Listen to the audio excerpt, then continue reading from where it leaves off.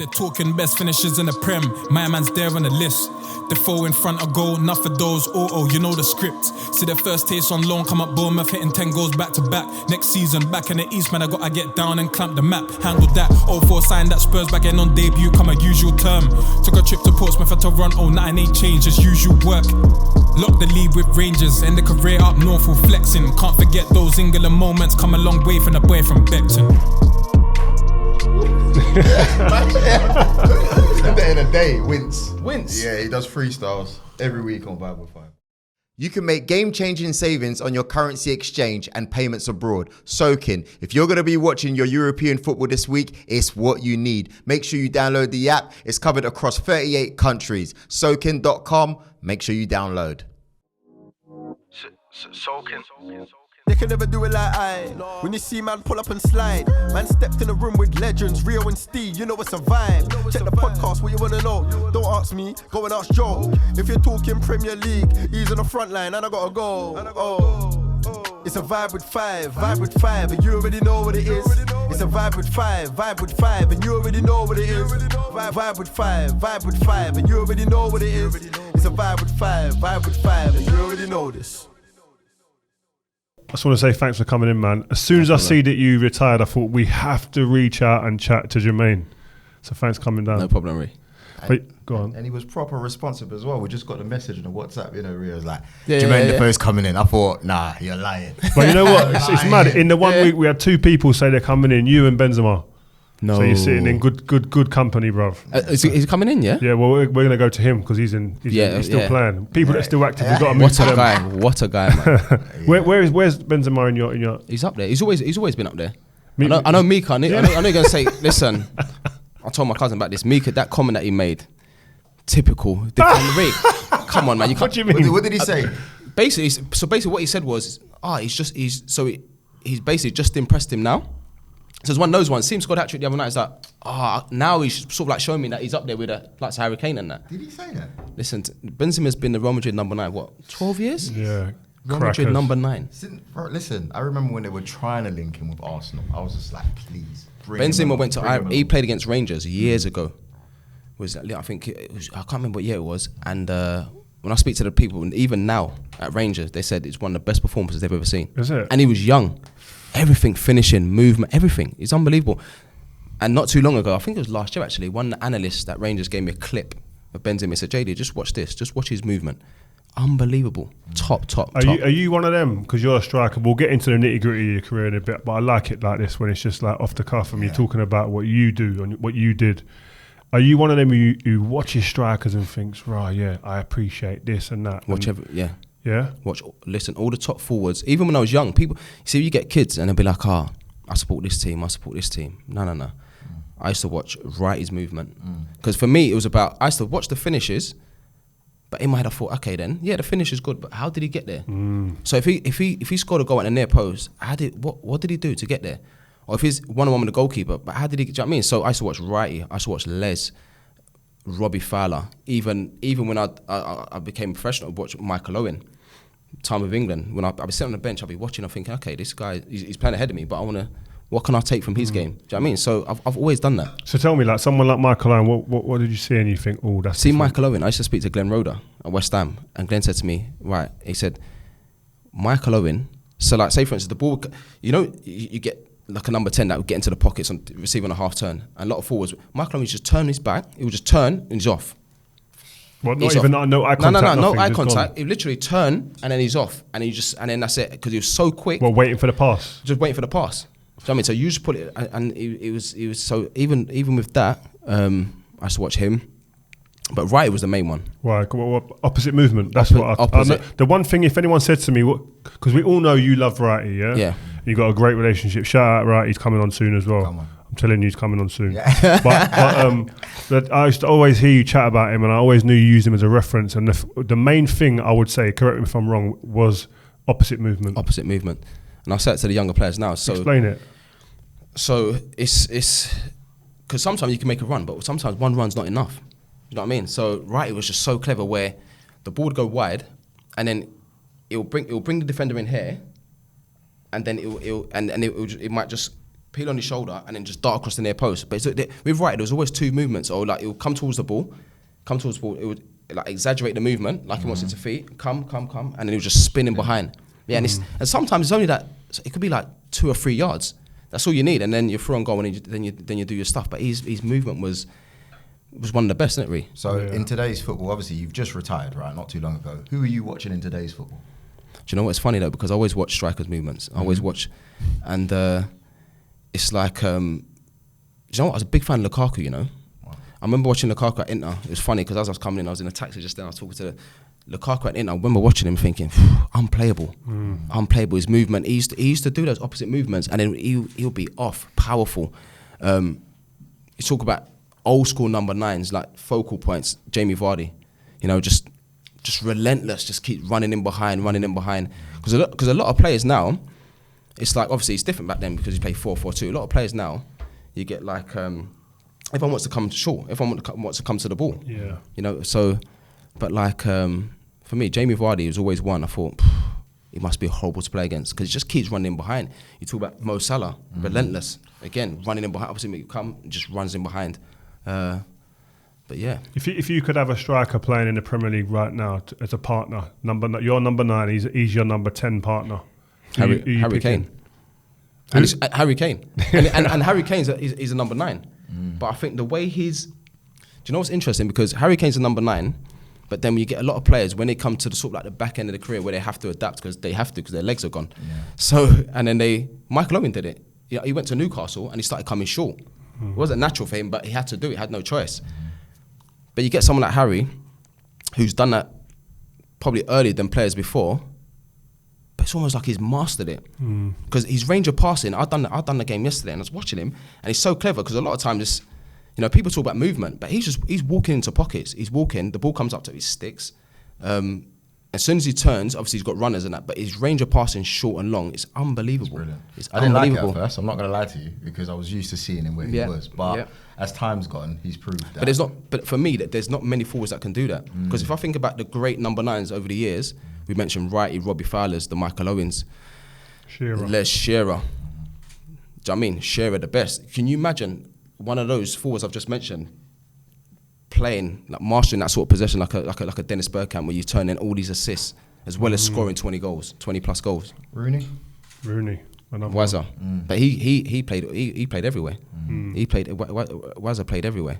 You know, you just reeled off. I just pricked my mind there. You reeled off a whole heap of names there in that era before, and when you played when you was young. Do you think that era is better strikers than today's in the Premier League? I think so. I think it is. Big difference. I think there's a big difference, yeah. Because when I watch games now, and even when I talk to people about like kids, younger kids, and they're like, they want to do skills and they want to assist more. They don't want to score goals. I'm like, what?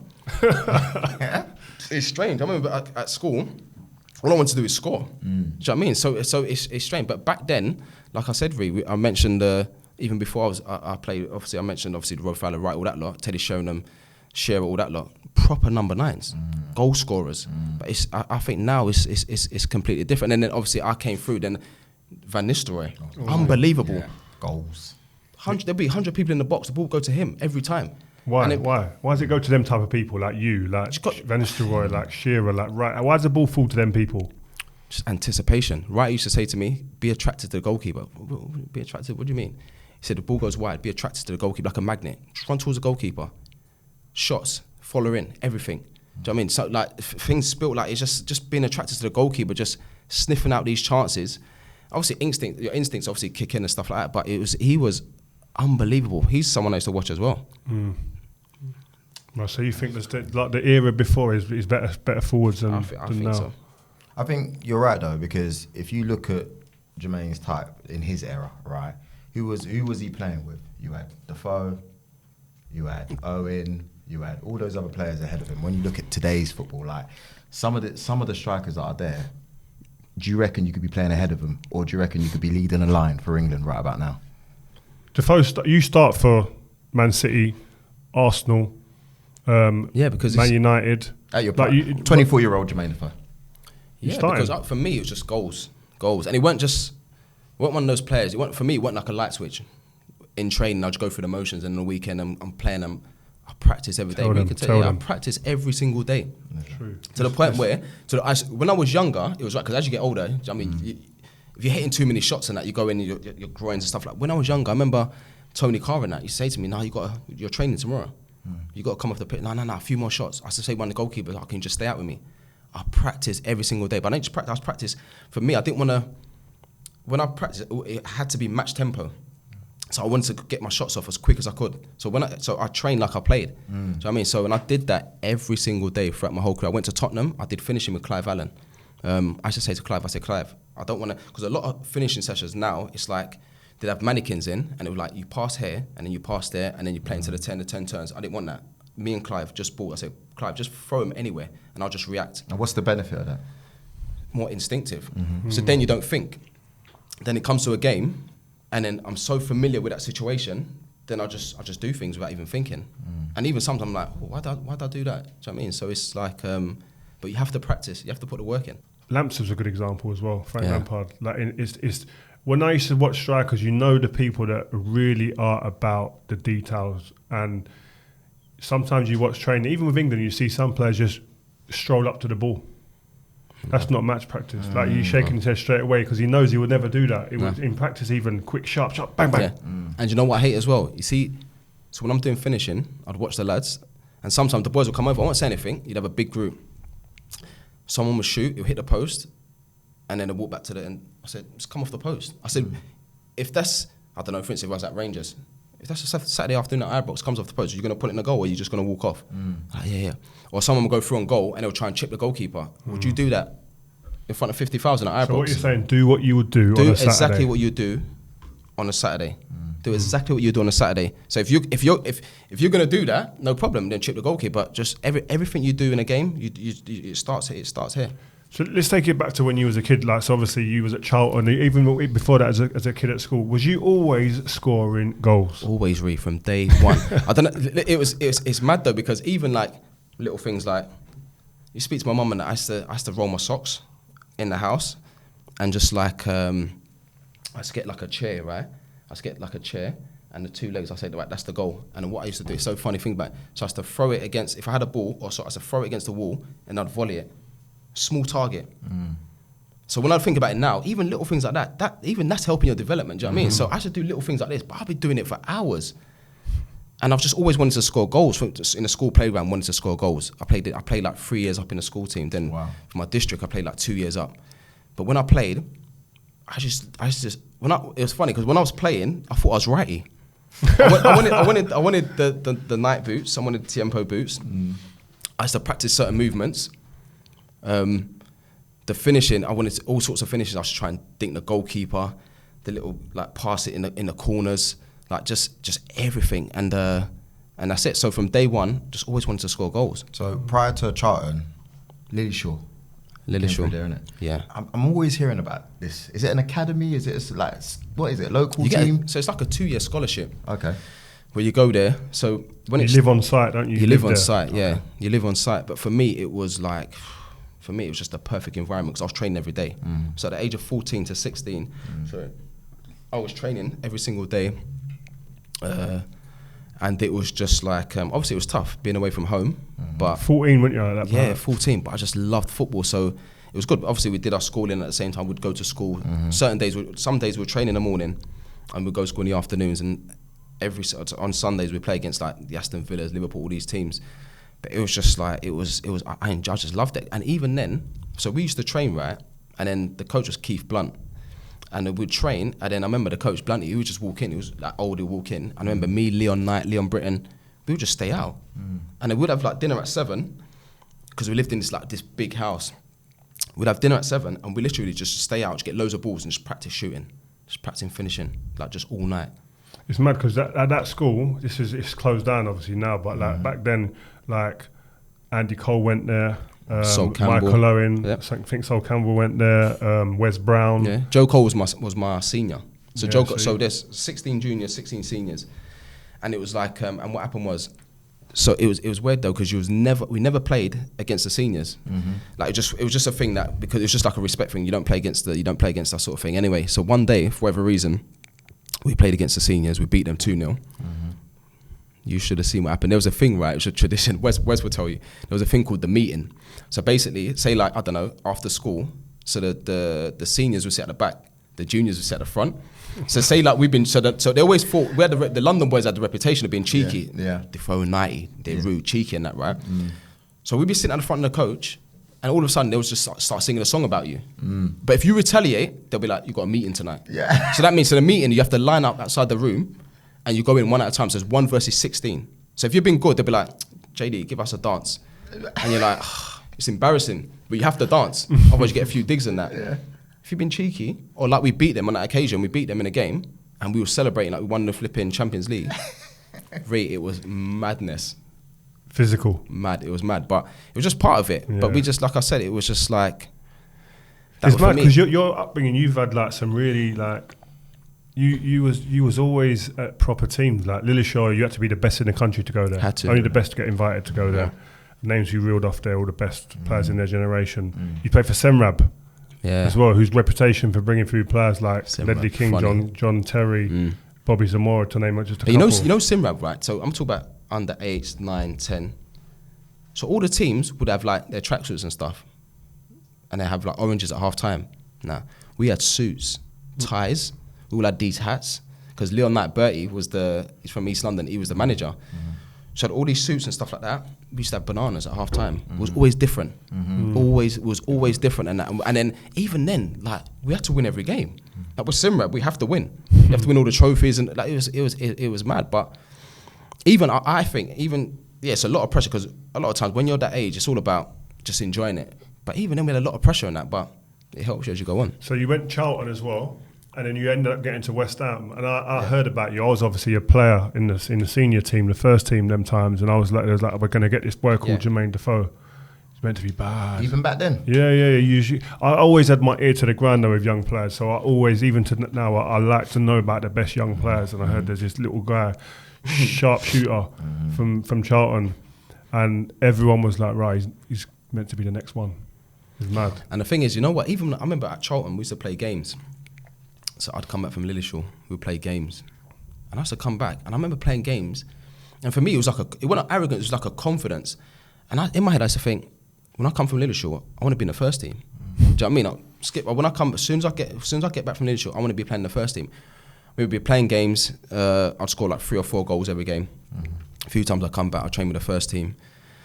And how old did you train with the first team? How old? I was young, like 15. Wow. 15, I was young. And then I remember Alan Kirbishley at the time, he'd meet my family. I remember I signed on the pitch. When you go in, you sign a contract on the pitch and all that sort of stuff. And then I remember I was at Lilleshall, and then the second year at Lilleshall, it gets to a point where you have to decide what club you want to go to when you leave.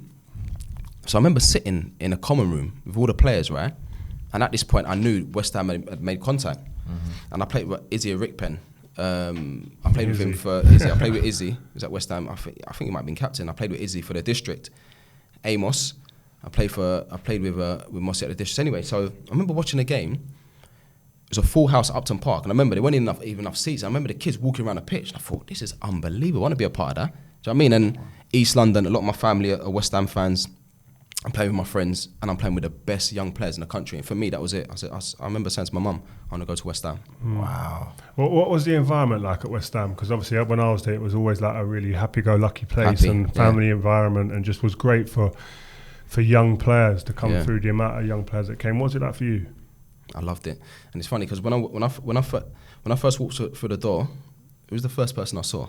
As soon as I walked through the door, it was my mum, Righty. Wow. Right, I'll never forget it. So I see Righty. Fate, it's unbelievable. The way things happen is mad. I've said it many times. I've said this story many times.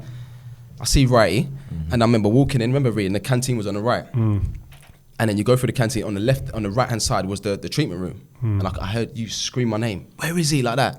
You're joking. So you can imagine, Steph, as a young kid, you walk in at the age of 16, got Rio Ferdinand screaming like, Ree knows who I am. Yeah. And you got Righty, who knew I was.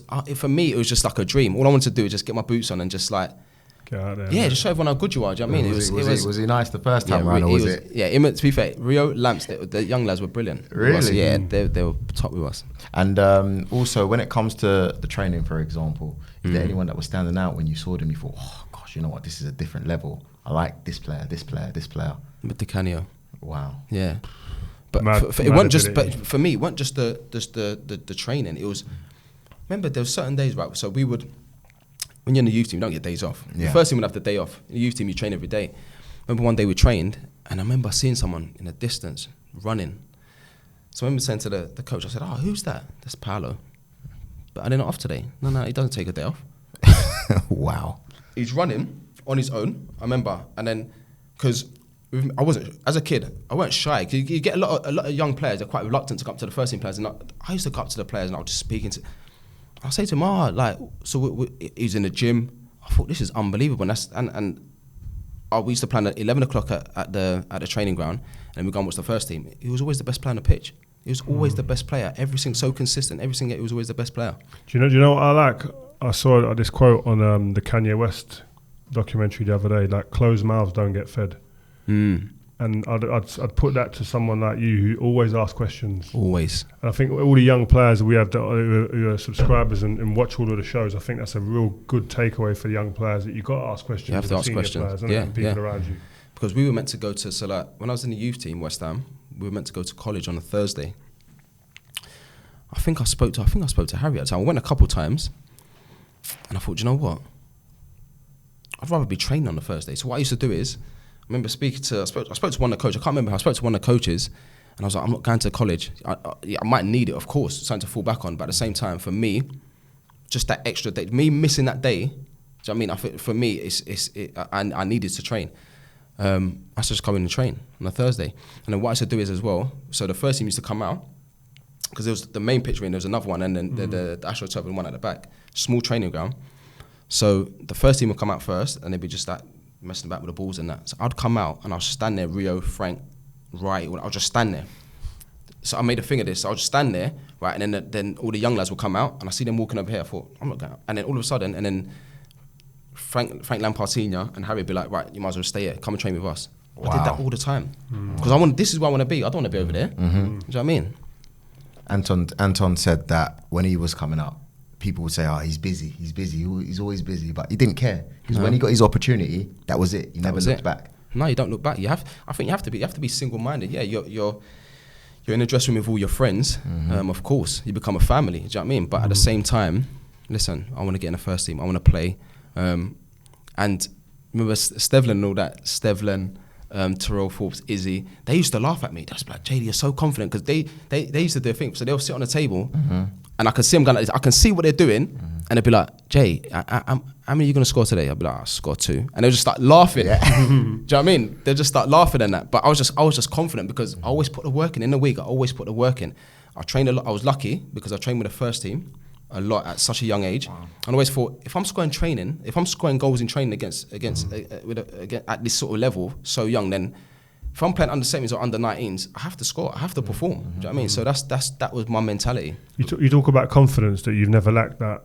Young players like today, some young players, and even back in our day, when you get told, "Listen, you're going to go out on loan," they see that as a little bit of like, that's a bit of a diss to my confidence. Yeah. Like, you're rejecting me. You don't want me here.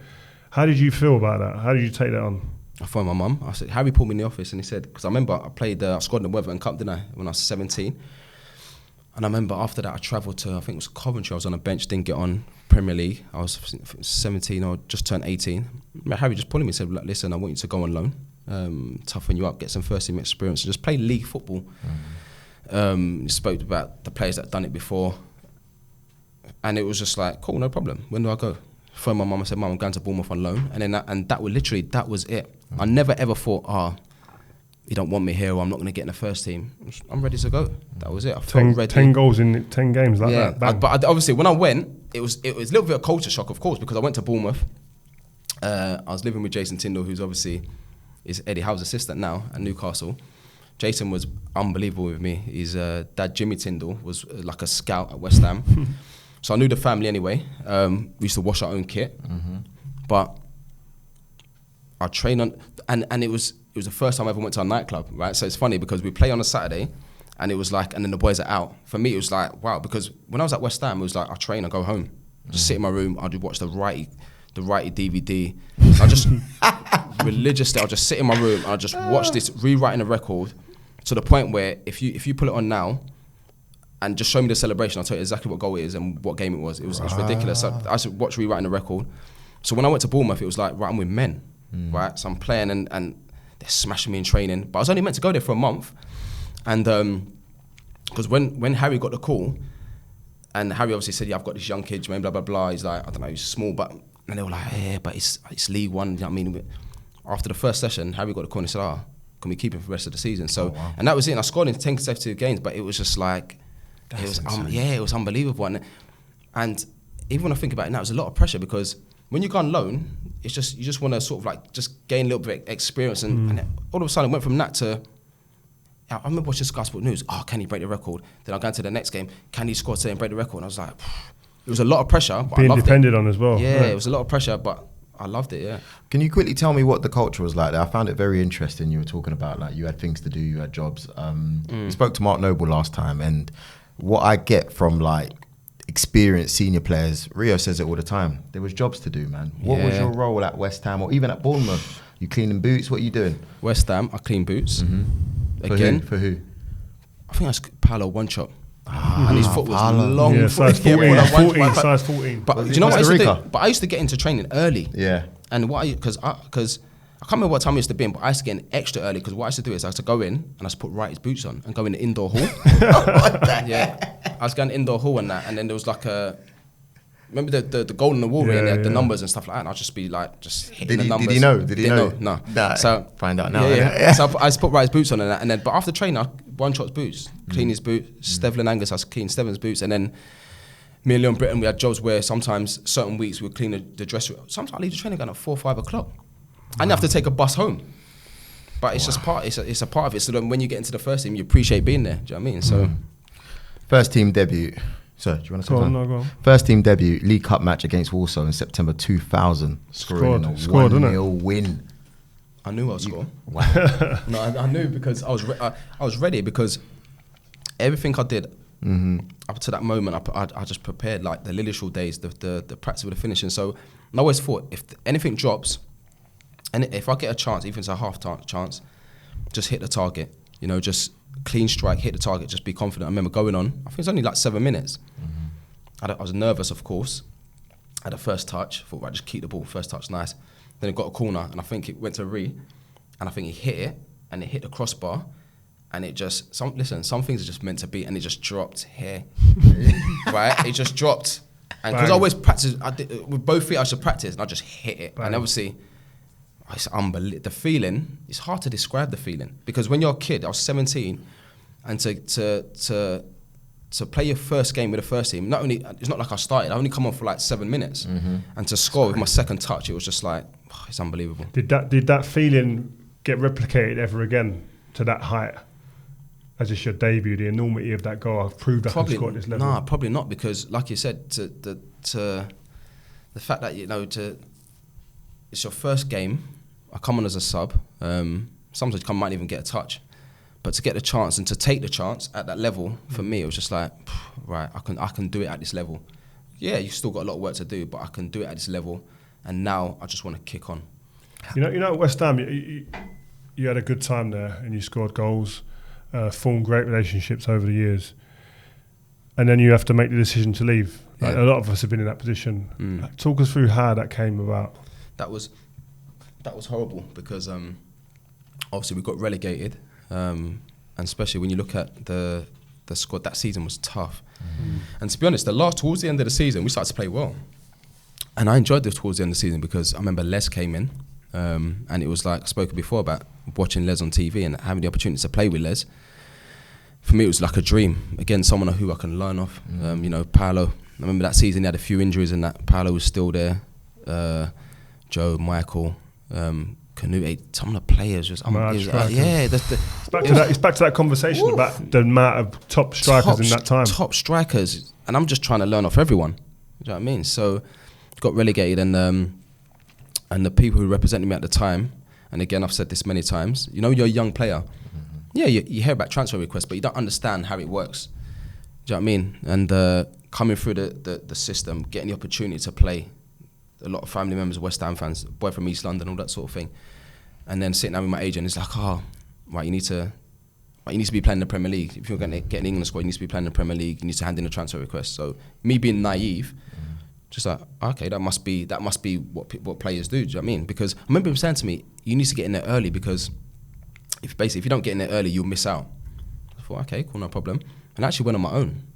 So I actually drove to Upton Park on my own. Brave, man. I remember sitting in the car on my own, thinking, got out of the car, walked in, and was like, transfer request, I want to leave. And we got relegated yesterday. And they saw it as a big disrespect. Yeah, I remember when it came out. Timing, and you know, obviously, I said I didn't understand about it, but you know when you do something, it's just like, I had a horrible feeling. I was so nervous about it. Never felt like that before. And the backlash, it was unbelievable. And now you understand, because if I saw that now, I'd be like, wow. That's why it's important to have the right advice around you, the right people, the right team around you, because being thrown that's into the lions then. Yeah.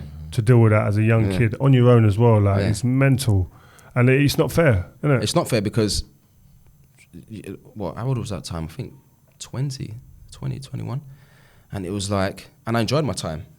You was loved at West Ham. Yeah, I enjoyed my time there. The fans were unbelievable. Even before I kicked a ball, I was in the youth team. Do you know what I mean? So it was like, to go from that, then all of a sudden you hand in a transfer request and still end up staying there for half the season. Still end up staying there for half the season and that. But it was like.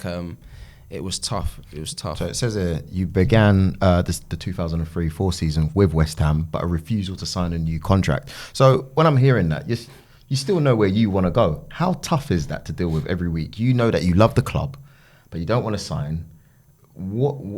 How does that affect you mentally? Are you still performing to the best ability as you were the season before and before that, or? Yeah, things for me, I think I was quite strong mentally, to be fair, because I never really used to let anything affect my football. I could always park things to the side. No matter what I was going through, I could always park it to the side. And for me, it was almost like a release. Like, right, 90 minutes. I've got 9 minutes to just play football and enjoy, score goals, win games, and that was it. So it doesn't matter. All the stuff that was going on, I was still able to focus and score. Because like I said, I handed in a transfer request, but I was still there.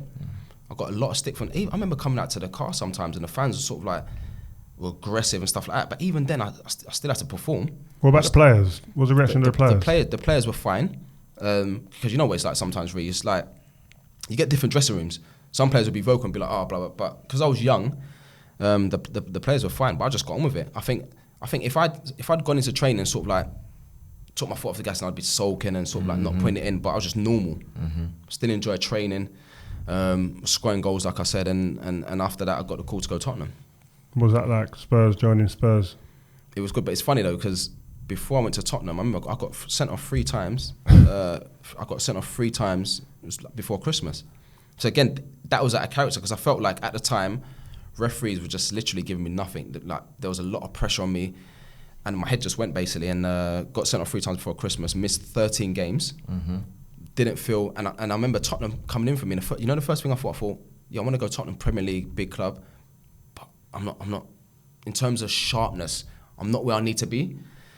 Then I thought, okay, go to Tottenham, and I'm going to need to get up to speed. And I remember signing for Tottenham within 2 days. I made my debut against Portsmouth, ended up scoring after, I think, 30 minutes, and then I just kicked on from there. But it was tough. Leaving West Ham was tough. The way I left, that's probably the one thing that I regret. Were there any other clubs that were in for you besides Tottenham? Yeah, I remember at the time, I think it was, I remember getting a call from Leeds, Newcastle. I remember speaking to, I spoke to someone, they said about Arsene Wenger. I think it was me and Carrick that he wanted. And then Tottenham come in. David Pleat was like, right, I want this kid. And that was it. It just happened. It happened so quick. Before we move on to Spurs, who was the best player you played with at West Ham? The best player? I loved Paolo. Loved Paolo because... Supply. Yeah, do you know what it was? It was so clever. And you know when you talk about Paolo Di Canio, it wasn't quick, but it was just so... It always seemed like he was like 3 steps ahead of everyone in training. Small-sided games, really clever, small-sided possessions, never lost the ball. Just unbelievable player. He was a character. So yeah, character. What was he like when someone like you trying to learn from him? Confident. Was he welcoming? Just unbelievable, to the point where when I scored my first Premier League goal against Ipswich, right, I was on the bench, and then Paolo came off. I think he was injured, and obviously captain. So come off, he was just going to come off, give me the armband in my hand, telling me to give it to Trevor Sinclair. put the armband on me. So I thought, I ain't taking this off. So I run on, end up scoring my first Premier League goal on that, but he was brilliant. But I used to, that's the thing we spoke about, not being shy. I'd go up to Paolo all the time and just ask questions. I would say to him, I said, Paolo, why do you wear your kit so tight? He said, the reason why I do that, because then in the box, like people couldn't pull him, couldn't pull his shirt. So he was just like so clever. Wow. So clever. So you get to Spurs.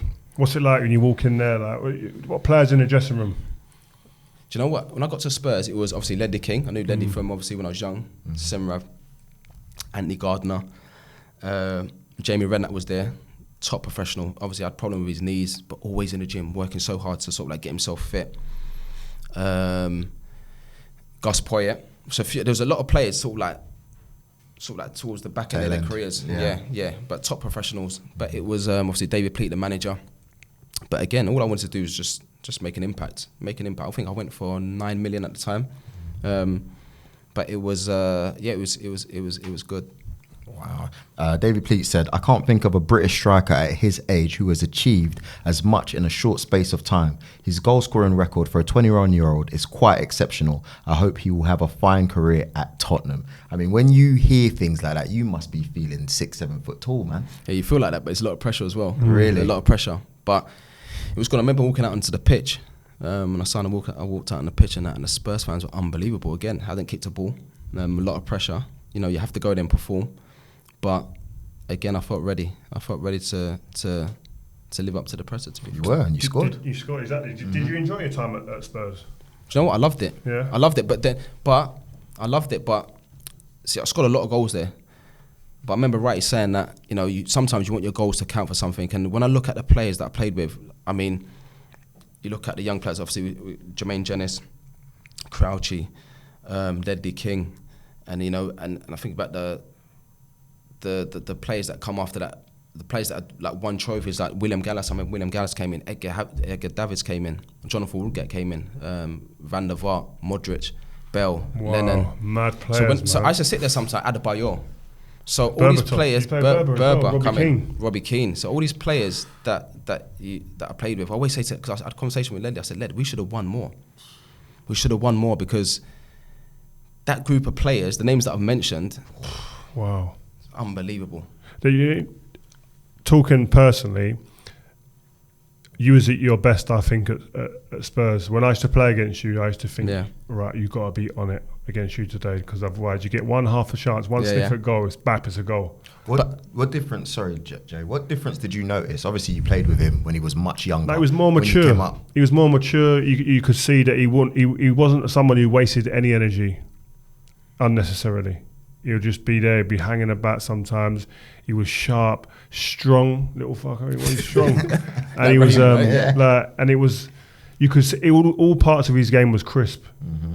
Ball would come into him, he'd hold it up, lay it off, spin. But I just the only thing I just think about, Jay, is just keep this guy out of the box. Yeah. Don't let him receive the ball in the box. The moment he gets the ball in that box, in and around the box, it's curtain. Because everything has to be tight. So balls come up to you, tight, touch, pass, move. In the box, movement, opposite movement, sharp. And then anything in and around the box. For me, I always thought, I don't need to take players on. When I get in and around the box, I always wanted that 2 yards where I can shift, bang. And I always said it in training. You would hear me say that. The boys are touch, bang. Do you know what I mean? No backlift. So the goalkeeper, because goalkeepers, you see goalkeepers, right? So any young players watching this, goalkeeper, you get the ball outside the box, you shift it to your right hand side a little bit, little shift. Goalkeepers will move. They bounce, they move. Shift, bang. It's impossible, I think, for a goalkeeper that's standing there to react, to get down from there to there to react. If you touch, bang, it's impossible. If you do it quick. And the amount of goals you'll see it. Every game you watch, you'll see the amount of goals that go through people's legs. Ole Gunnar Solskjaer was the king. Then Wayne Rooney started doing it. I used to speak to Weiser about it. Right, then I started practicing it in training against Michael Dawson. He used to hate it. Well, so would you shape? So, for instance, if we're here and you're shooting that way, and you take your touch to your right on your right foot, and would you shape to go curl like everyone would, but then come straight back through the legs? Yeah. So I know the goalkeeper's there, so I'm looking at the ball, but also just looking at the. You're looking at the ball, but I can see the goalkeeper.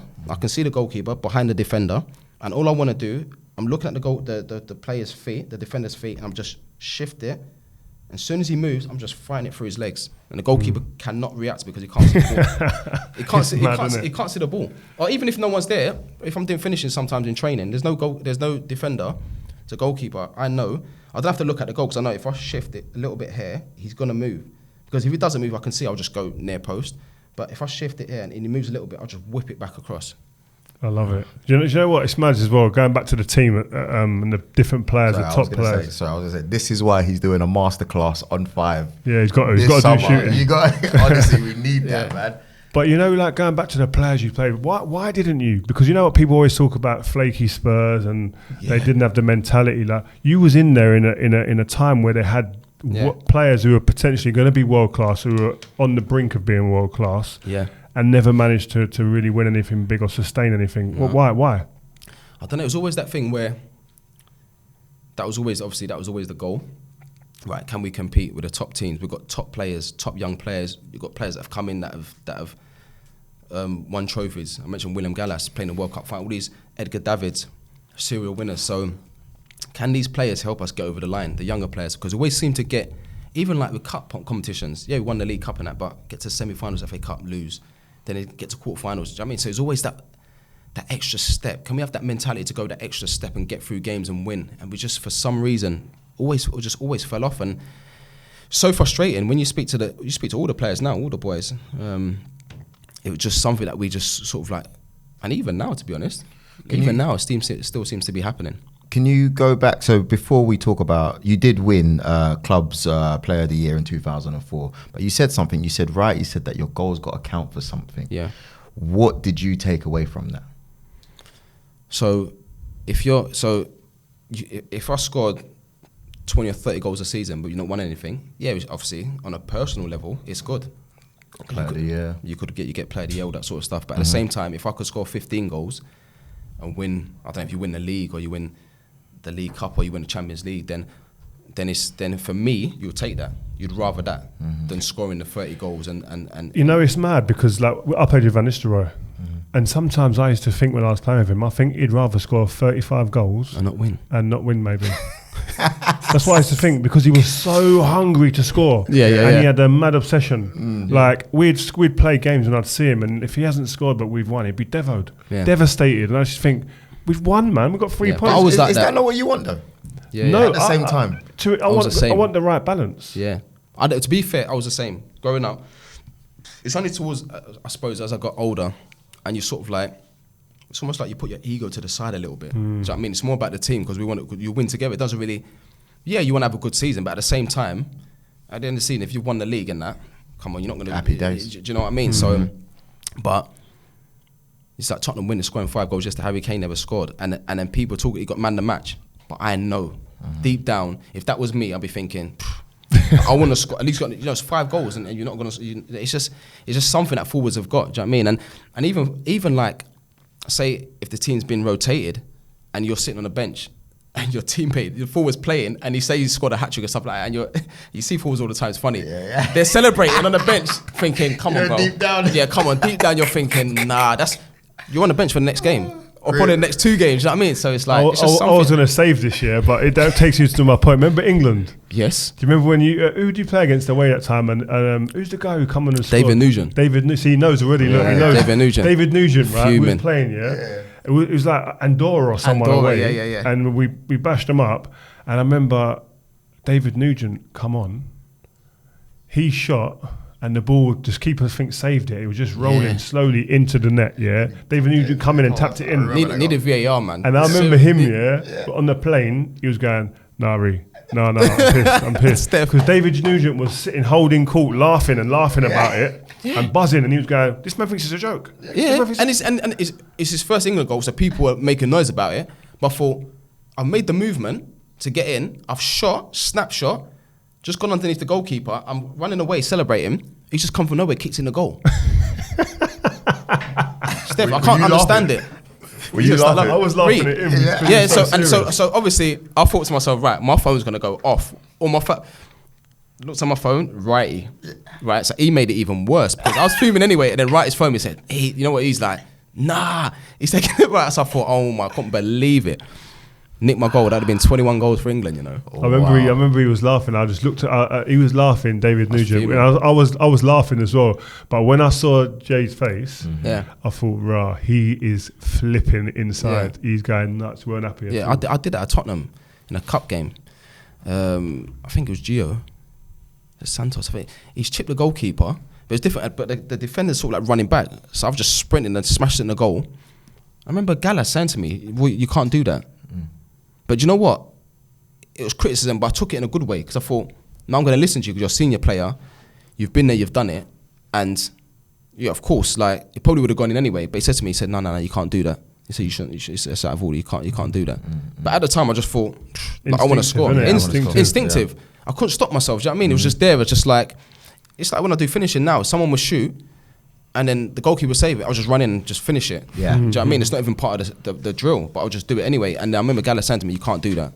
Before we're going to we're going to carry on with England soon, but I want to finish off with Spurs. It got a little bit harder because obviously you played with class players, like you said, Robbie Keane, Berbatov, even Mido. Martin Jol started like rotating the team. How did you feel? What was your attitude towards it? Are you knocking in these doors? Because that is what happens today, isn't it? So I hated it. Usual in our day. So how did you take that? I hated it. It was tough because do you know why it was tough? Because I felt like I should have been playing because of my record. So when he played Keno and Berber, they were unbelievable together. But then I'm feeling sharp. When I played, I remember I played against Southampton, right, at the Lane. I scored a hat-trick on a Saturday against Harry's team here. So I scored a hat-trick on a Saturday. On a Wednesday, we're playing Blackburn. I'm on the bench. And he said to me, remember going for the walk before the game, went for a walk in a hotel and he put his arm around me. I thought, here we go. He said, "I know you're going to think I'm crazy, but you're not playing tonight. I'm going to rest you." Rest me? Do you know what I mean? Early 20s, why are you resting me for? I scored a hat-trick 3 days ago and then you arrested me anyway. So it was, and that's when it started, just the rotation. I'll come on and score. Because I was always some players, when they've been dropped in that, they come on and they sulk. I don't understand it. For me, I had fire in me. I thought, what? Even if I come on for 5 minutes, I'm going to score. As the amount of times I come on, I'll just score. Do you know what I mean? And then what I used to think, I'm not going to come on and sulk. I'm going to come on and do something, and then maybe sort of like not celebrate or, do you know what I mean? To show the manager I'm upset. But in training, I'm going to be the best trainer today. I always had that mentality. Whereas a lot of players, I see, they're not playing, and they're training. The team will play on a Saturday, on a Sunday, going through the motion, not bothered. I say to them, "Come on, man," because the manager will look at you, and be like, "Well, that's why you're not played." That takes me to a good point, you know. I remember I had quite a few conversations with Alex Ferguson in our time at United, and sometimes he'd go, who's the hardest to play against, or and I say to him a good few times, I went to him, "Listen, if I was having to buy one player to be part of our squad who could either start or could be bench but would have the same impact, I'd sign Defoe." I said to him a number of times, and he used to go, "Yeah, I can't get him out though. I won't be able to get him out." And the timings when you was in good spells. I was always linked to United. Always linked to Man United. Because like, for instance, like a Chicharito. Yeah. The way he come on, Solskjaer. But like you just said, it's an important point. You know, there's a lot of players who would sulk, and then you lose them. Yeah. Like there's certain players that go, right, I'm going to watch the game, analyse it. Michael Owen ended up doing it at United. Yeah, he done come on and impact the game. Ryan Giggs done it. Later stages of his career, come on, just impact the game, and they're so valuable, man. If you're going to try and win stuff, I always used to say that, you know. For me, when people say, "Oh, do you regret anything?" or "Nah, just grateful for everything that I've done and everything." You have to be grateful, but I've always said I would have loved to have played for Man United, to be in that sort of environment with those winners. I've always said that because I think I would have been because of the way I am. I would have gone to the next level because I would have done everything. I'd be leaving the training ground at 5 o'clock. I would do everything. It's funny because you said it a couple times. I would do everything. That's crazy, man. England. You want to roll it off? Well, listen. You were there. That's why I'm looking at you. Yeah, no. I remember when you come. Who was the strikers when you come to England? Heskey, Owen, Wazza. I remember Francis Jeffers was in there. I just remember sitting there and thinking, because we should do 1v1s, remember? Yeah. And then the wide players were like Wrighty, Sean Wright-Phillips, Theo Walcott, Wowzers. Aaron Lennon. Sean. Like, it was the fastest front line ridiculous. or 1v1s ever. Ridiculous. Shawnee used to stand there and go, this is a liberty. Yeah, it's ridiculous. That mad pace. 2v1s and things like that. Yeah, 2v1s. Yeah. Nasty. But I used to play in the training games, and I remember that was when the level of training and the speed of the training sessions used to go up. Used to go up. Rah, these 5-a-sides and 7-a-sides are just like, there's no like chances, just ball would drop, bang, goal, right, okay, start again. But, like, was it harder than, for example, huddle training sessions or earlier errors? It was different. These guys, they were very direct. Okay. It was more like team stuff, like Shearers and them boys. They would just play it back, Teddy Sheringham, creatives and that. But they were great getting chances. But these lot were very much more direct. Get the ball to go quick. I always going into games. I always needed those 5-a-sides or 7-a-sides. I always needed it because it's just, for me, it's just good habits. You know, a lot of shots. You feel sharp, and especially in smaller pitches where people are close to you, and you have to think quick. Because if you do 11v11, sometimes you do 11v11, you might not even get a shot. It's big areas, big distances. You don't get many touches, but 5-a-side, 7-a-sides, it's a lot of touches. You have to be sharp, getting your shots off, good habits. I always needed that during the week. Go on. Who's standing out for you in the England team? Because you're playing with some proper ballers. When I first got in the squad, Scholes was there, just finishing. Lamps is finishing in training. Everyone, the standard. Everyone. Yeah, what's the difference between clubs? So go on. Like I said, the standard was just complete. You go there and you're like, right, this one is to get to. This is the sort of level. What player said it recently? Was it? I think JJ said in an interview that when he went to England, and all of a sudden the level's up there. Then you go back to Newcastle, and I don't think Newcastle fans took it well, but I know what he meant, because it was like the England training. I always approached it like it was, like, this is a game. I need to train well do you know what I mean? And you know what I took a lot from England is all the United boys had a different mentality. Because I remember, I said this to loads of people. I remember saying to people, like, we'd be having dinner, and then Rio would be like, Rio would be talking about the 5-a-side that's happened. So I'm like, what? Because the Tottenham boys, I don't know, it was just completely different. But the United boys they'd be arguing in training. They were talking about like the 5-a-side that's amongst each other. Yeah, there's no points in that. It's training and stuff. Like it was sort of like win-win-win. It was. That's why when I'm out with England, I loved it. All the sessions. You know, if you got an opportunity, you had to take it. But it was. I loved it. It's funny that you say there's a different level, because just to drop in his name again in the podcast, he said when he went to England, he said those United boys were well drilled. That's what he said to me. He said at the time, Scholesy, the Nevilles, he said Cantona had them trained well. And I said to him, what do you mean? He goes, the mentality back there was just different. Yeah, I think, you know what, you get to training, and some people, like some coaches didn't understand when you were arguing, and you'd kill, if like one of the coaches used to be ref in training, and sometimes that guy would get drilled. Yep. And you'd be swearing and you'd say a lot of stuff. You didn't mean it. Afterwards you'd go, you know what? I didn't mean it. Sammy Lee used to be on the receiving end of too much. Little Sammy. And he didn't even like you swearing. But Little Sammy. I couldn't help you, but I just think it becomes part of you. I think we were lucky at the culture at Man United that I went into. I didn't start that culture. It was there before I got there. I just bought into it. And I think what JD's saying is so true. If you're a certain type, you feed off that. It don't intimidate you. You just like it. You want it. You want more. You want that taste. And you just continue it. But we had some good times with England. What was your best moment, do you think, for England? Did you enjoy your time? Do you think you fulfilled everything? No. I at times I felt like I should have played more. Obviously a lot of competition, and the only reason I say that is because I just felt like there were certain times during the season when I was at Spurs when I was flying. But then I always knew, I'll get caught up to the England squad, but I'm not going to play. So for me, it just felt like a waste. I thought, I'm so confident, I feel sharp, and I was ready to go. But then you sort of like, you knew that I'm not going to start. But I always come on and get minutes. But at the same time, I'll be really good at my club and that. And then always at the back of my, I always thought, I'm not going to. Because there's players like that now. We see that with loads. I mean, Grealish in the Euros in the summer, he was flying at Villa, goes there, doesn't start. There's other players we could go through the list of players. But how is that? For me, do you know when it changed? When Capello came in. Because I remember doing a training session, and then I remember just thinking, this me just loving football. When you think about the old Italian forwards, standing between the two centre halves, mate runs in behind. Don't get involved too much in the play. Just be clever, making runs. I remember doing 11v11. I just kept running behind. I remember scoring a few goals, and then the manager Capello was just like, "Good, like keep doing that." She was like, "Okay, cool, no problem." And then I remember that season, 2010, before the World Cup, I was flying. I scored the 5 goals against Wigan and all that sort of stuff. I remember getting a phone call from, I pulled my hamstring, getting a phone call from Gary Lewin. And he said to me, how's your hamstring? I said, yeah, it's fine. He said, yeah, because I've just had the manager on the phone, Capello. He said, listen, tell him to just chill. Be careful, he's got the World Cup. So I knew I was going. And for me, that was brilliant because I never had that before.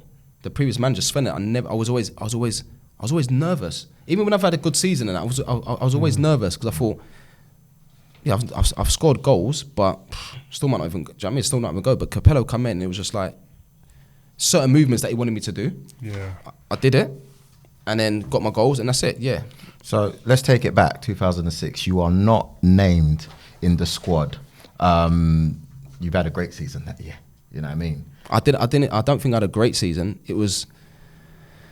I started good. Mm-hmm. Remember, I started the season good, and then the back end, I remember I went for a few games without scoring in that, but at the same time, I keep saying I still felt like I'd done enough before to have gone.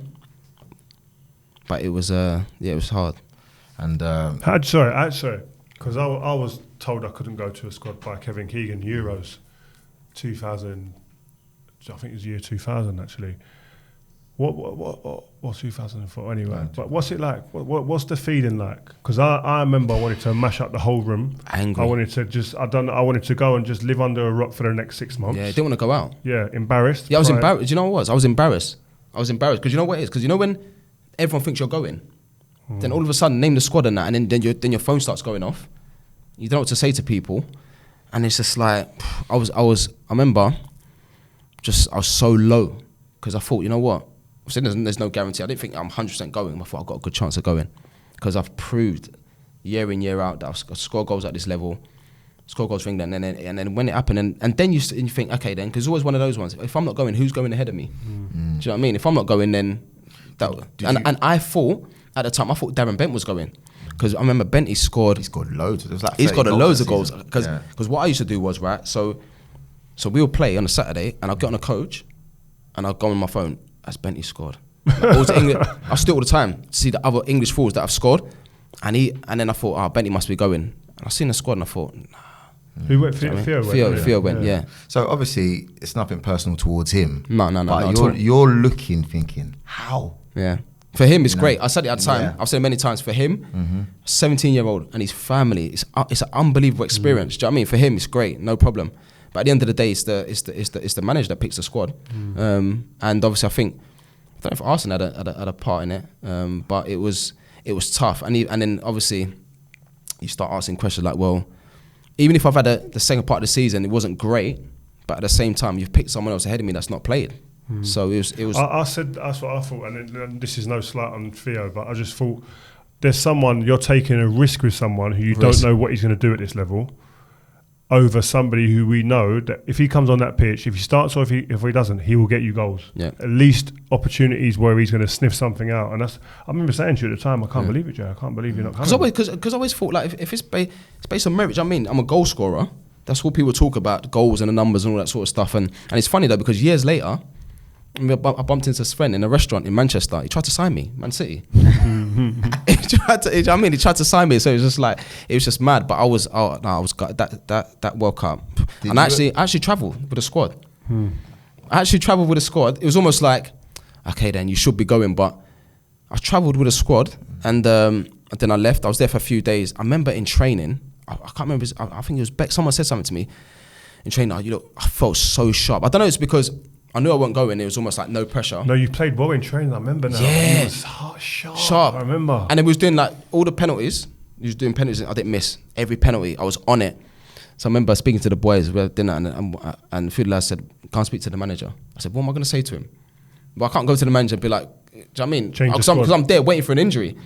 I can't go to the manager and say, you got to change the squad. And the lads like, please go and talk to the manager. That was a conversation at dinner. Was you praying for any injuries and things like that? Of course, yeah. Obviously, you don't want someone to get injured. But at the same time, I wanted to. You do. Yeah, because only because I felt so sharp on that, so I wanted to go. Do you know what I mean? But it was hard, man. When you're looking at it, obviously you said you thought he was going, right? Are you at this time? You're a bit more senior now. Are you not having any conversations with the coaching team, the staff, saying, you know what, might need him? No, but England's different. I think everybody knows. Like everyone can sense in a football squad. You can sense the feeling. Like he'd score goals, and I swear, if the manager was aware, or if he had any awareness about him, he would see the others looking at each other like. Players. People know. Players do that. You can't hide it. Like people put the ball in the box, the ball drops. Jermain scores, and all of a sudden everyone goes, "I'm not even going. He's still not going. He's not on the plane." He's not on the plane. But the manager and the coaches will see that and sense that, and it was again no slight on Theo because you can understand on one hand why he went for the development of someone you thinking he's going to be a future superstar. It's understandable. I went in that role. I took Phil Neville's place basically. In the 2002 Japan Korea. Was it 2000? No, 2002. 98 actually. France. World Cup. Wasn't as clear cut though, because the reason why I say that is because from a fan's perspective, we all knew as well. Yeah. And that's one of the first questions that I asked Darren Bent, because I had the chance to interview him as well, and he was just like, he couldn't believe it either. He was like you. He should have gone as well. Yeah. He should have gone. So I mean, I guess. When you saw him, did you ever have the chance to speak to him afterwards, Sven? Or when you spoke to him later on when you saw it, was it, it's done, it's gone? Yeah, and even now, it's just like... It's gone, isn't it? Yeah, it's gone. It's gone and it's... So what do people want to know? Who was your favourite player to play with in an England shirt? Favourite player to play with? Who did you enjoy Wayne playing? Rooney. Rooney, yeah? Why? Wayne Rooney. We played against Bulgaria at Wembley after the World Cup in South Africa. And I scored a hat-trick, right? And I remember coming off the pitch, sitting there thinking, I didn't even do much. He done everything. It was Steph. It was an unbelievable performance to the point where, if I'm playing with a number 10, I would love to show them that game, where it was like, okay, Wazza, you just make my mind up for me. He was getting the balls in pockets and he was just sliding it, finding gaps and sliding it down the side of centre half. I come onto it, one of the goals, finish with my left foot. Got it again. It was unbelievable, and it was so unselfish. And I remember that. I think he got man of the match. I remember that performance. I remember sitting there thinking, "Wow, like I've scored 3 goals in that." But he's still man of the match. Yeah, man. It was just unbelievable. So unselfish in that, where he could have probably turned and you see players drive it and hit shots outside the box. He would turn, it wait, and it was just little clever passes for me to finish. And then after that. Years later, I played with Rafa van der Vaart at Tottenham. Exactly the same. Yeah. Wait, Rafa used to do a thing, right? So, 2 centre-halves there. He would take it on his left foot here, and then he'd just slide it. Reverse passes, Steph. And it was unbelievable. For me, it was a dream. Because all I had to do is just wait, bang, darting behind, finish. Who was your favourite partner overall? For all the years you've mentioned Paolo Di Canio, Van der Vaart. We've had people like Berbatov, Robbie Keane, Crouchy, Rooney at England. With some players, come on, man. Some big. Crouchy was. Is Crouchy the best? As in, if you talk about like partner, partner and numbers and relationship, for whatever reason, it's not something that we worked on. It was just like, it wasn't even like we should just hit Crouchy all the time. Even he was so good with his feet as well. Do you know what I mean? But he just always knew. The ball would go up to him, he wouldn't just flick it on. He always used to look at me. Sometimes I would pretend to go in behind, I'll just stand in front of him and he would just knock it down to me, or just like, he would wait for me to sort of like make a move and he'd just flick. That was unbelievable. The amount of goals I scored where he would sort of like just flick it onto me in gaps and I'd just go into it and finish. It was just like, it's mad. Let that sink in, that Crouchy's a better partner than Rooney, Van der Vaart, Berbatov, but Rooney for me, it's different Yeah. because Keno was, when I first went to Tottenham, Keno was, you talk about opposite movement. Ooh, yeah, you talk about opposite movement. Yeah. Unbelievable. He never, and you know what? I always say to him, he wore molds all year round, never slipped. I say to him, how can you wear molds? I'm old school, I always studs. Do you know what I mean? And his movement and the finishing. But I'm just thinking about numbers. How many goals, like with Crouchy, scored so many goals with Crouchy. But if I'd played with Wayne Rooney at a club all year round, in terms of football, yeah, oh my God. Did you see Modric becoming a Ballon d'Or winner? Did you see that? He was special. Was he? Special. He used to do little things, really, like little things. I remember I scored when I re-signed for Tottenham and I scored a goal against Portsmouth. I remember he had the ball outside the box on his right foot and he went to shoot and he touched it with his right foot and he just outside of his left foot just touched it there for me to come on and finish. It looked simple, but I thought, that's unbelievable. Did he have wing mirrors on then at that point? I was here, and he went like that, touch, and I come on, wait a pass for me to finish first time. Because sometimes, you know something, you make a run, and I always think, if you punch the ball into me, okay, you're telling me to have 2 touches. Do you know what I mean? But if you play it soft, I'll come on and finish it first time. And he played it soft for me to come on and finish first time. It's unbelievable player. Better than Scholesy? Scholes was different. Listen, all right, let's Scholes just was different. Wait, I need to hear this, because there's this Scholes. Obviously, we know he's good in it, but to hear it from professionals, for me, I'm only saying Scholesy because he mentioned Scholesy earlier. No, but everyone does. Everybody does. And do you know when you know as well? Because I remember we played against a few times where, see, we play 4-4-2. One of the lines always drops in on a deep midfielder. I remember a few times at Old Trafford when Harry would say to me, right, try and stop Scholesy getting the ball. Crouch you, stay high. And he'll get it. It would just come in between the 2 centre halves. He'll get it, and he used to ping it, right. And then the fullback, the fullback would always go over the fullback's head. Just about. Just that, yeah. Do you know what I mean? The fullback would never get it, and it's just like, and then the winger just touch and cross. His passing was, it would break lines. How many goals would you have got at United if you'd signed them? Jesus, if play like that, isn't it? If you have to score like 30 goals a season. You have to. You have to. How can you not? If you're fit, you're playing. Fergie messed up, what's the difference between a Scholesy and a Gerrard then? Because you played with both. Okay, Scholesy, Gerrard, Lampard. Do you know what? I always watch these people. This question. I always watch, because it's interesting, because Steven Gerrard was just a machine.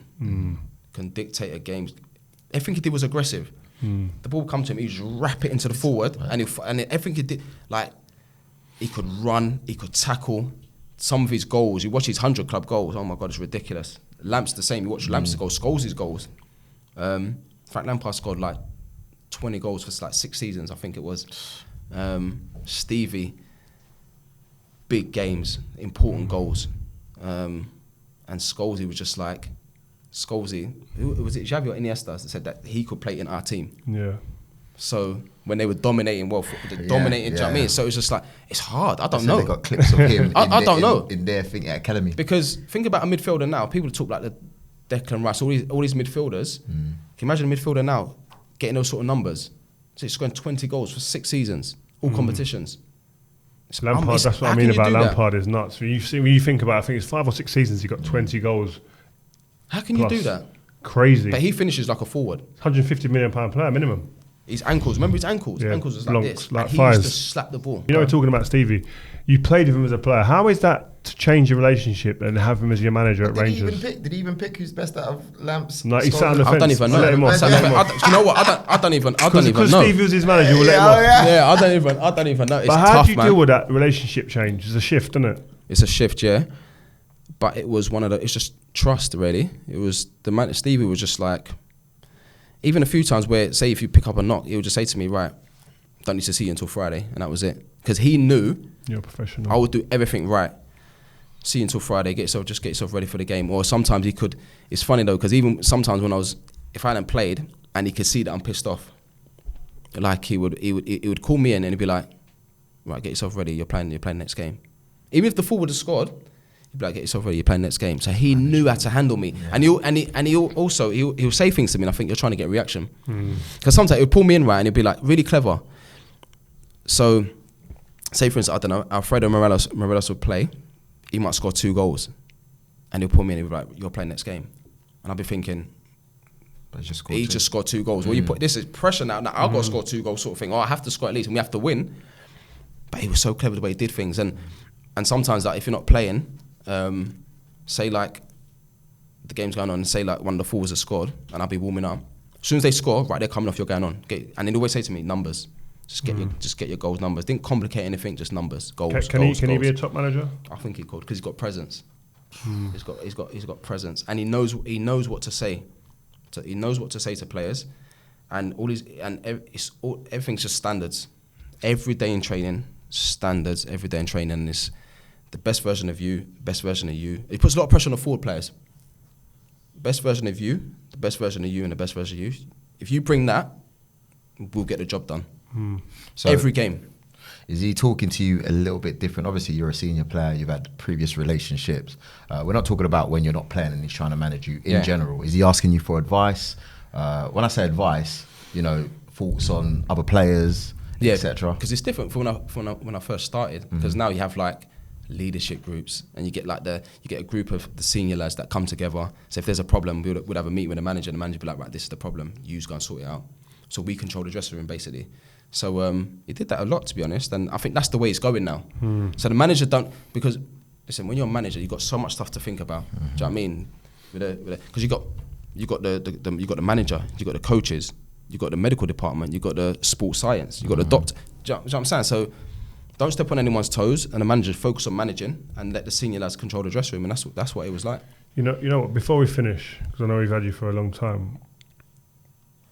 Jermain Defoe, OBE, by the way. Premier League record: 496 games, 162 goals, 33 assists. That should have been more. Premier League goals. Yeah, at Bournemouth, I didn't, because I remember at Bournemouth looking. I think Thierry was on. Is it 175? Something like, or Lampson 177. So I remember looking at the list thinking I could get that, but then just weren't getting the games, weren't getting a run of games and stuff like that. And Robbie Fowler 163. And you're ninth all-time Premier League in terms of goals scored, and you're not happy with that? What? I'm happy with that. Delighted with that. Do you know what? I'm delighted with that? Michael Owen scored 150. I loved Michael Owen as a kid. Ian Wright I think Ian Wright scored 113. Les scored 149, but he said it should have been 150 because one taken away. So all these players that I looked up to, top players, and the players I'm thinking, and as a kid you think, it can have if I can have half the career that they've had, do you know what I mean? Then I'll be delighted. So to finish on 162 Premier League goals. Obviously, a great relationship with the Sunderland fans. You even went back. Yeah. When you do retire, what's that like? What makes you come to that conclusion? What are you feeling? Is it taken well? How did that all go about? It's fine. Yeah, it was. To be honest, it was fine. It was something that, because when I signed the new contract at Rangers, it was sort of like a player-coach contract, and it was sort of like it's like when you win the league and you're just there. It's an unbelievable feeling, and especially at a club like that where I said about standards, it's all about winning, because everything's in front of you. That's all they talk about. Every game you play, you have to win. We played against pre-season. Played against Real Madrid. It was Real Madrid's second team. Played against Real Madrid at pre-season. The fans expect you to win. Doesn't matter who you play against. This is the best club in the world. We've got the best fans. Like, you have to win. We had all that sort of stuff. So when I walked into that environment, for me it was just like back end of my career. Got the fire back, so I didn't play at Bournemouth. I was buzzing, and then you sort of like, and then you win the league, and it's the celebrations and everything. It's 55 league titles. It's unbelievable. Then the next season, I went from obviously just a player to like a player coach, and it was hard to balance the two, because with me it's just like football, train, recover, get ready for the game. But then I didn't know how to, so I thought, okay, if I'm a player coach, where do I do my coaching? Do you know what I mean? So like, because I tried to do it, I tried to tick all the boxes in terms of like preparation, recovery, all that sort of stuff. Then, so there were certain days where I'd finish training and then I just felt like, oh, should I be taking the forwards, doing a little bit of finishing? I'd do it a few times, but then should I be inside getting a massage? Do you know what I mean? So it's hard to, and it was one of those ones where I spoke to obviously Stevie, and he even said to me, to be fair, he said, Jay, listen, the club obviously wanted to give you that role to help you with the transition, but I understand how difficult it's going to be, because how do you balance it? You know, Mick Beale done a lot of the coaching at Rangers. He said, if you want, some days you can go and take the under-18s. Obviously, I know you do the pundit stuff and that. So it was tough. So because I was doing both, I wasn't playing much. So I think you switch off a little bit mentally. You switch off, because I went through a period where I hadn't played for ages. And then obviously then when I got then a new manager come in, Giovanni from Broncos, he came in.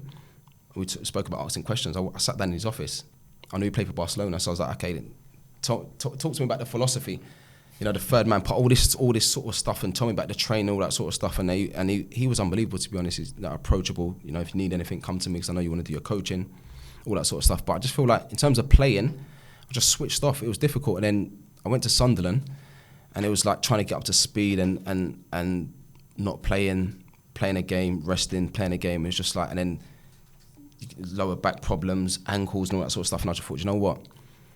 Am I blocking the way for someone else coming through? Because Jermain Defoe's here, and it's almost like the manager. I don't want it to be a situation where, because I'm here and my reputation, it's almost like they have to put me on the pitch or I have to play.